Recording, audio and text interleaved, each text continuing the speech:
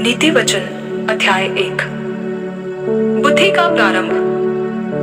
दाऊद के पुत्र इस्राएल के राजा सुलेमान के नीति वचन। इनके द्वारा पढ़ने वाला बुद्धि और शिक्षा प्राप्त करे और समझ की बातें समझे और विवेकपूर्ण जीवन निर्वाह करने में प्रवीणता और धर्म, न्याय और निष्पक्षता के विषय अनुशासन प्राप्त करे, कि भोलों को चतुराई और जवान को ज्ञान और विवेक मिले, कि बुद्धिमान सुनकर अपनी विद्या बढ़ाए और समझदार बुद्धि का उपदेश पाए, जिससे वे नीति वचन और दृष्टांत को और बुद्धिमानों के वचन और उनके रहस्यों को समझे। यहोवा का भय मानना बुद्धि का मूल है। बुद्धि और शिक्षा को मूर्ख लोग ही तुच्छ जानते हैं। दुष्ट सलाह से बचना। हे मेरे पुत्र, अपने पिता की शिक्षा पर कान लगा और अपनी माता की शिक्षा को न तज, क्योंकि वे मानो तेरे सिर के लिए शोभायमान मुकुट और तेरे गले के लिए माला होगी। हे मेरे पुत्र, यदि पापी लोग तुझे फुसलाए तो उनकी बात न मानना। यदि वे कहे हमारे संग चल, कि हम हत्या करने के लिए घात लगाए, हम निर्दोषों पर वार करें, हम उन्हें जीवित निगल जाएं, जैसे अधोलोक स्वस्थ लोगों को निगल जाता है, और उन्हें कब्र में पड़े मृतकों के समान बना दे।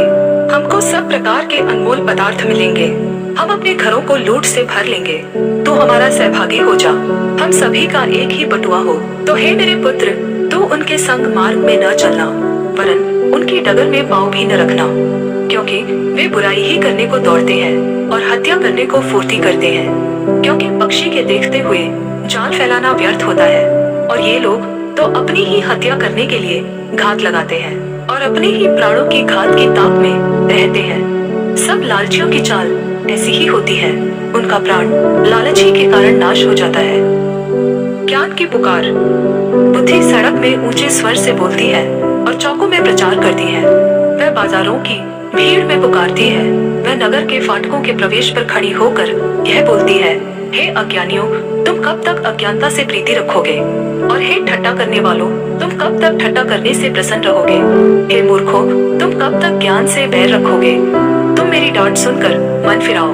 सुनो, मैं अपनी आत्मा तुम्हारे लिए उंडेल दूंगी, मैं तुमको अपने वचन बताऊंगी। मैंने तो पुकारा परंतु तुमने इनकार किया, और मैंने हाथ फैलाया परंतु किसी ने ध्यान न दिया। वरन तुमने मेरी सारी सम्मति को अनसुना किया और मेरी ताड़ना का मूल्य न जाना।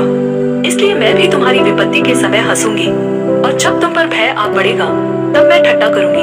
वरन आंधी के समान तुम पर भय आ पड़ेगा और विपत्ति बवंडर के समान आ पड़ेगी, और तुम संकट और सकेती में फंसोगे। तब मैं ठट्टा करूंगी। उस समय वे मुझे पुकारेंगे और मैं न सुनूंगी। वे मुझे यत्न से तो ढूंढेंगे परंतु न पाएंगे, क्योंकि उन्होंने ज्ञान से बैर किया और यहोवा का भय मानना उनको न भाया। उन्होंने मेरी सम्मति न चाही, वरन मेरी सब ताड़नाओं को तुच्छ जाना। इसलिए वे अपनी करनी का फल आप भोगेंगे और अपनी युक्तियों के फल से अघा जाएंगे। क्योंकि अज्ञानियों का भटक जाना उनके घात किए जाने का कारण होगा, और निश्चिंत रहने के कारण मूर्ख लोग नाश होंगे।